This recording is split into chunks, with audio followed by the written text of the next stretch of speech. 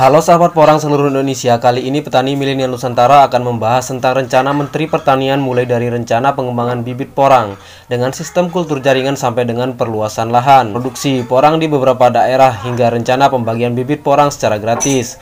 Namun di balik itu ada rasa kekecewaan tentang harga porang di beberapa daerah yang merasa dipermainkan karena tidak adanya standarisasi harga yang nyata dari pemerintah yang mampu melindungi petani dari tangan kotor tengkulak pengepul hingga perusahaan besar yang ingin untung sendiri.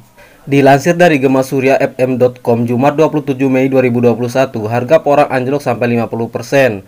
Harga porang turun drastis jika tahun lalu sempat menyentuh di angka 13.000 per kilogramnya. Akhir-akhir ini harga cenderung terus menurun.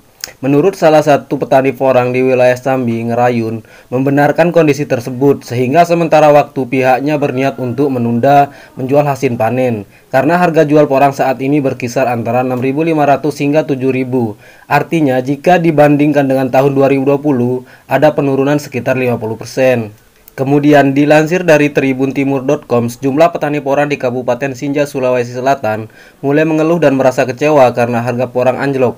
Petani di Kabupaten Sinja mengungkapkan bahwa harga di tingkat petani saat ini hanya 4.500 per kilogramnya, sedangkan harga di tahun sebelumnya yaitu sekitar 9.000 per kilogramnya. Jika dibandingkan dengan harga sekarang, di tahun sebelumnya harga porang turun sekitar 50% atau sekitar 4.500.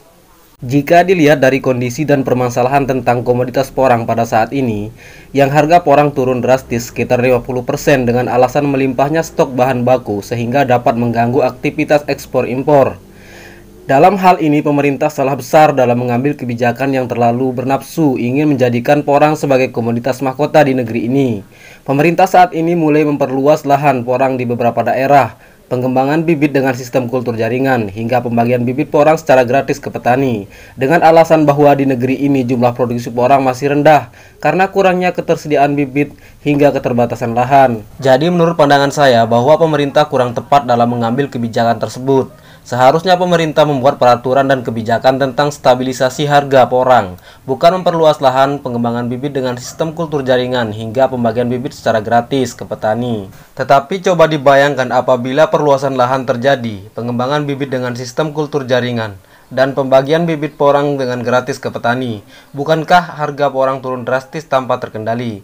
Karena alasan stok bahan baku melimpah seperti tahun ini. Padahal program pemerintah itu belum dilaksanakan dan tanpa program pemerintah pun stok bahan baku porang sudah melimpah seperti saat ini. Namun kebijakan tersebut sebaiknya jika stabilisasi harga sudah jelas dan tertulis sehingga ada perlindungan bagi petani.